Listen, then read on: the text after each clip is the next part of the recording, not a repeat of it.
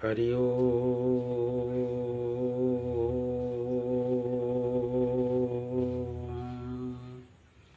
हरि ओम हरि ओम नमो ब्रह्मण्य देवाय गो ब्रह्मण्ये हिताय च जगद्धिताय कृष्णाय गोविंदाय नमो नमः। जय जगन्नाथ, जय पंचसखा, जय श्री अच्युत, जय कलिकेराम। हे अगणित श्रोता मंडली, यो कलिजुगर लक्षण कथा कहते महापुरुष अच्युतानंद किए केते प्रकार कथा कहते। कलिकी अवतार है आसवे प्रभु, किए कौच गुरु अंगे आसवे, किए कौच भक्त अंगे आसवे, किए कौच ये आसवे, किए कौच सेठी आसवे। तेणु से कथा को कहले महापुरुष कहले 64 कलिकी बुलिबे। ये 64 जन कलिकी होइथिबे आ 13 जन अच्युत होइथिबे। शिशुअनंत ताकू कहले 16 जन अच्युत बाहरिबे।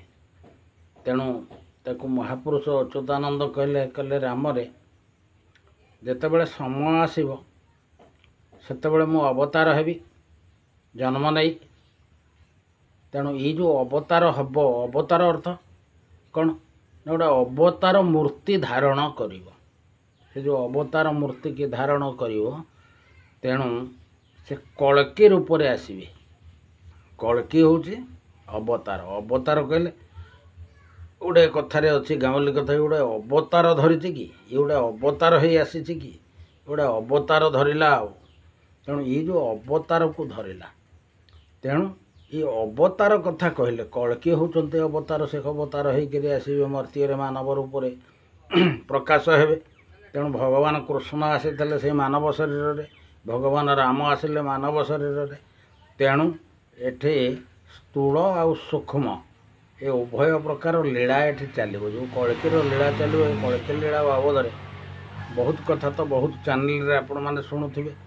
तेणु प्रभु आसवे कल्की अवतार है मन रखिथु बरज शिष्य से भक्त अंगे लीला हेब अवश्य। कहले से भक्त अंगरे लीला हेब। तेणु टाणी भिड़ी नहीं किए कौटी केते प्रकार कल्की बाहरुचंती ता हिसाब किताब नाही। हे सजन, जो कथा को महापुरुष कहले कहले सुतिघ्न आश्रम नित्यस्थली धाम नित्य लीला उपजीव मोदेहे विश्राम करिवे ठाकुर हेतु करिथिबो राम। जय जगन्नाथ, जय पंचसखा, जय श्री अच्युत, जय कलिकेराम। कहले रामरे 13 जन्म शरण रे बुझौचंती महापुरुष अच्युतानंद राम को। राम पचारे जितेबाला कल्की अवतार हम, कलिर अंतिम समय सेतेबाला तो काहारी चेतना रहिबने, आमे बा जानिबु केमिति? यही कथा आमको टिके बुझेइकिरी कहतु। तेणु महापुरुष अच्युतानंद से कथा कहते कहले रामरे मो देहे विश्राम करिवे ठाकुर हेतु करिथिबु राम। कहले मो देहरे ठाकुर विश्राम करिवे केमिति ना?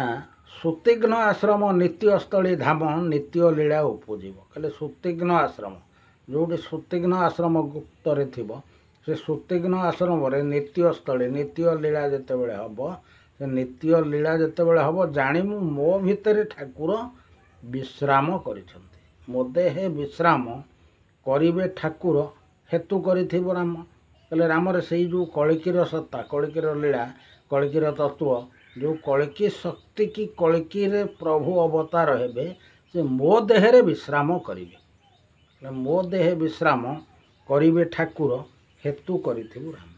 कहले रामरे मो देहरे ठाकुर विश्राम करिवे, एक कथा हेतु चेतनारे तू जानिबु। तेणु अन्य कोठी नुह। एणु एठी अनेक कथा कहूथिबे। कहले रामरे 12 अच्युत होइबे। कहले 12 12 जन अच्युत, निजुकु 12 जन अच्युत कहूथिबे। कहले 12 जन अच्युत कहूथिबे। 12 अच्युत होइबे ब्रह्म नहिबु तुही सप्त तिल चिन्ह कपले देखि परते जाए। कहले 7टा तिल चिन्ह कपाल रे थब, से सप्त तिल चिन्ह कपले देखि परते जाए। तेणु पुणी शिशुअनंत से कथा कहते 12 शिष्य को। कहले 12 ଷୋହଳ ଅଚ୍ୟୁତ ହୋଇବେ ବାରଙ୍ଗ ପରତେ ନ ଯିବୁ କାରେ। କହିଲେ 16 ଜଣ ଅଚ୍ୟୁତ ବାହାରିବେ, ବାରଙ୍ଗ ତୁ କାହାରି କି ବିଶ୍ୱାସ କରିବୁନି। ଜ୍ୟେଷ୍ଠ ଭ୍ରାତା ପାଶେ ଶରଣ ପଶିବୁ ଯାଇ ଠିକଣା ବେଳରେ। କହିଲେ ଜ୍ୟେଷ୍ଠ ଭ୍ରାତା ପାଶରେ ଶରଣ ପଶିବୁ ଯାଇ ଠିକଣା ବେଳରେ। କହିଲେ ଯିଏ ଜ୍ୟେଷ୍ଠ ଭ୍ରାତା ଅଚ୍ୟୁତ ସିଏ ଗୁପ୍ତରେ ଥିବେ, ଗୃହସ୍ଥ ଧର୍ମରେ ଥିବେ। ତେଣୁ ଗୃହସ୍ଥରେ ରହିକିନି ସଂସାର କର୍ମ କରିକିନି ସେ ପ୍ରଭୁଙ୍କୁ ଧ୍ୟାନ କରୁଥିବେ ଗୁପ୍ତରେ। ତେଣୁ ତାଙ୍କରି ପାଖରେ ତୁ ଯାଇକିନି ପହଞ୍ଚିବୁ। ତେଣୁ 16 ଅଚ୍ୟୁତ ହୋଇବେ ବାରଙ୍ଗ, 16 ଜଣ ନିଜକୁ ଅଚ୍ୟୁତ କହିବେ, ତାଙ୍କ କଥାରେ ତୁ ଭୁଲିବୁ ନାହିଁ। 16 ଜଣ ଅଚ୍ୟୁତଙ୍କ ପରେ ମହାପୁରୁଷ ଅଚ୍ୟୁତାନନ୍ଦ ଗୁପ୍ତରେ ଜନ୍ମ ନେଇଥିବେ, ତାଙ୍କରି ପାଖରେ ଯାଇ ଶରଣ ପଶ। ତେଣୁ ତୁ କେଉଁଠି ଥିବୁ ଏକଥା ତୋର ଚେତନା ଥିବ ନା। କହିଲେ ବିପ୍ରକୂଳେ ତୁ ହି ବାରଙ୍ଗ ସୁନ୍ଦର, ଜନମ ହୋଇବୁ ତହିଁ ଜ୍ୟେଷ୍ଠ ଭ୍ରାତା ପାଶେ ଶରଣ ପଶିବୁ, ଏହା ନ ଜାଣିବେ କେହି। ବୋଲେ ଆନନ୍ଦ କୁନ୍ଦ ଭଗବାନ କି। କହିଲେ ବାରଙ୍ଗରେ ତୁ ବ୍ରାହ୍ମଣ ଘରେ, ବିପ୍ରକୂଳରେ ବ୍ରାହ୍ମଣ ଘରେ ଜନ୍ମ ହୋଇଥିବୁ। କହିଲେ ଶିଶୁ ଅନନ୍ତ କହୁଛନ୍ତି। କହିଲେ ଅନନ୍ତ ଯେତେବେଳେ ପରିପ୍ରକାଶ ହେବେ, କହିଲେ ବାରଙ୍ଗ ତୁ ଗୁପ୍ତରେ ଜନ୍ମ ହୋଇଥିବୁ ବ୍ରାହ୍ମଣ ଘରେ। ତେଣୁ ବ୍ରାହ୍ମଣ ଘରେ ଜନ୍ମ ହୋଇକିନି ତୁ ଜ୍ୟେଷ୍ଠ ଭ୍ରାତା ପାଶେ ଶରଣ ପଶିବୁ, ଏ କଥା କେହି ଜାଣିପାରିବେ ନାହିଁ। ତେଣୁ ସେଇ ଯେଉଁ ଜ୍ୟେଷ୍ଠ ଭ୍ରାତା ଅଚ୍ୟୁତ ସେ ଗୁପ୍ତରେ ଅଛନ୍ତି। ତେଣୁ ସିଏ ଭକ୍ତ ଅଙ୍ଗରେ ଜନ୍ମ ହୋଇଥିବେ, ତାଙ୍କ ଭିତରେ ସେ ଅଚ୍ୟୁତଙ୍କର ଶକ୍ତି ଥିବ। ଆଉ ସେ ଅଚ୍ୟୁତଙ୍କ ଶକ୍ତି ଭିତରେ କଳ୍କି ଶକ୍ତି ଆସି ଯୋଗ ହେବ। ଏଇ ଯେଉଁ ତିନିଟା ଶକ୍ତି ଯୋଗ ହେବ। ତେଣୁ ଏ ତିନିଟା ଶକ୍ତି କହିଲେ ଭକ୍ତ ଅଙ୍ଗରେ ଆଉ ଅଚ୍ୟୁତଙ୍କ କଳା ନେଇକିନି, କୃଷ୍ଣ କଳା ନେଇକିନି ସେ ଜନ୍ମ ହେଇଥିବେ। ତେଣୁ ତୁ ତାଙ୍କରି ପାଖରେ ଯାଇକିନି ଶରଣ ପଶିବୁ। କହିଲେ କେମିତିଆ ନା ନୀଳ ଲୋହିତ ଯେ ଚକ୍ଷୁ ବର୍ଣ୍ଣ ଥିବ 84 ଯୋଗ ସାଧନ। କହିଲେ ସେ 84 ଯୋଗକୁ ସାଧନ କରିଥିବେ। ତେଣୁ ନୀଳ ଲୋହିତ ତାଙ୍କର ଆଖି ବର୍ଣ୍ଣ ହେଇଥିବ। ତେଣୁ ଲୋହିତ ଲାଲ କଲର କୁମ୍ଭାଟୁଆ ଆଖି ଭଳି ଆଖି ତାଙ୍କର ଦେଖା ହେଉଥିବ। ତେଣୁ ଏଇ ପ୍ରକାର କଥା ଯେତେବେଳେ ଦେଖିବୁ ଜାଣିବୁ ପ୍ରଭୁ କଳ୍କି ଅବତାର ହେଇଛନ୍ତି। ତେଣୁ ସେ କଳ୍କି ଅବତାର ହେଇକିନି ଗୁପ୍ତରେ ଲୀଳା କରୁଛନ୍ତି। ଯେମିତି କୃଷ୍ଣ ଅବତାର ହେଲେ ଥୋଡ଼ାଏ ଗୋଡ଼େଇଲେ ତାଙ୍କୁ ଯେ ଗୌଡ଼ ବାଉଡ଼ କହିକିନି। ତେଣୁ ଇଏ କ'ଣ ଭଗବାନ କୃଷ୍ଣ ହେଉଛି, ତା ପୂର୍ବରୁ ପୌଣ୍ଡରିକ ବାସୁଦେବ ଭଗବାନ ହେଇକିନି ଆସିଲା। ତେଣୁ ଏଇ ଯେଉଁ କଥା ସବୁ ଏ ମୂର୍ତ୍ତିରେ ହେବ। ତେଣୁ ତୁ ତାକୁ ଚେତନାରେ ରହିଲେ ସବୁ କଥା ଜାଣିବୁ। ଯଦି ଚେତନାରେ ନ ରହିବୁ, ହତ ଚେତନା ହେବୁ, ତାହେଲେ କିଛି ମାତ୍ର ଜାଣିପାରିବୁନି। ହେ ସଜ୍ଜନ, ଆଜିର ଅଧ୍ୟାୟ ଯେଉଁ କଳ୍କି ଲୀଳା ତତ୍ତ୍ୱକୁ ପ୍ରାୟ ସମସ୍ତେ କହି କହି ଆସୁଛନ୍ତି। କିଏ କହୁଛି ଗୁରୁ ହେଇକିନି ଆସିବେ, କିଏ କହୁଛି ସେ ବ୍ରାହ୍ମଣ ହେଇକିନି ଆସିବେ। ତେଣୁ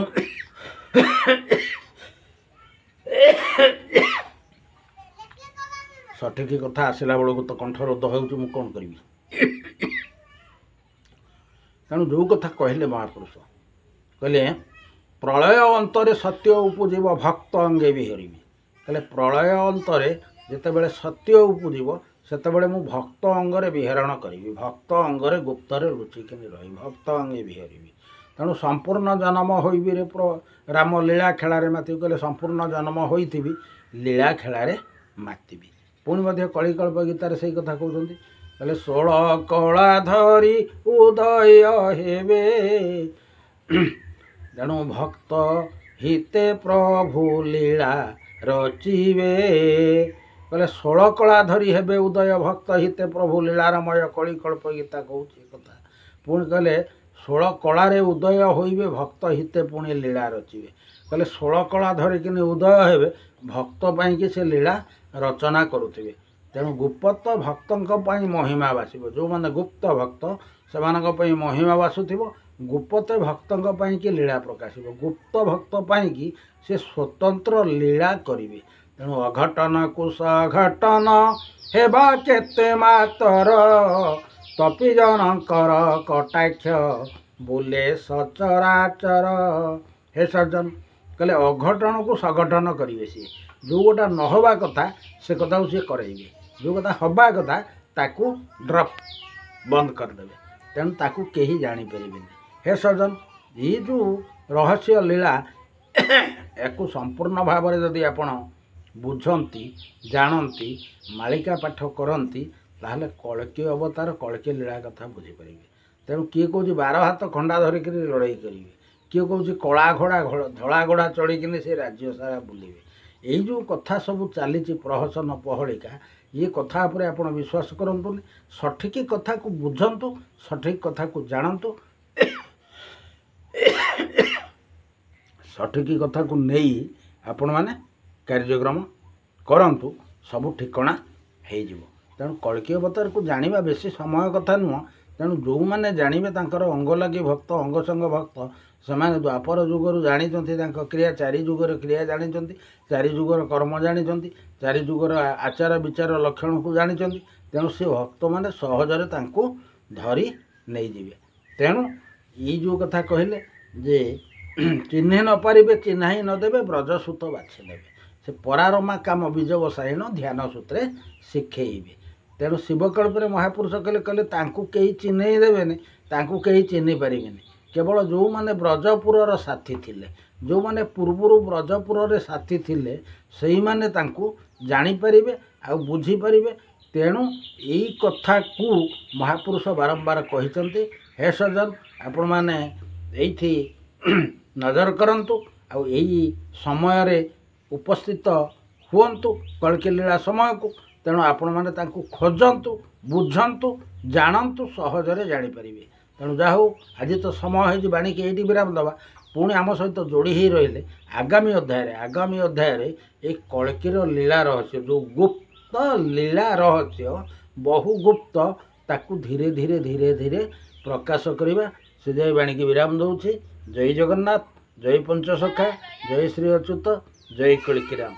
ହରି ଓମ୍ ତତ୍ସତ୍, ହରି ଓମ୍ ତତ୍ସତ୍, ହରି ଓମ୍ ତତ୍ସତ୍।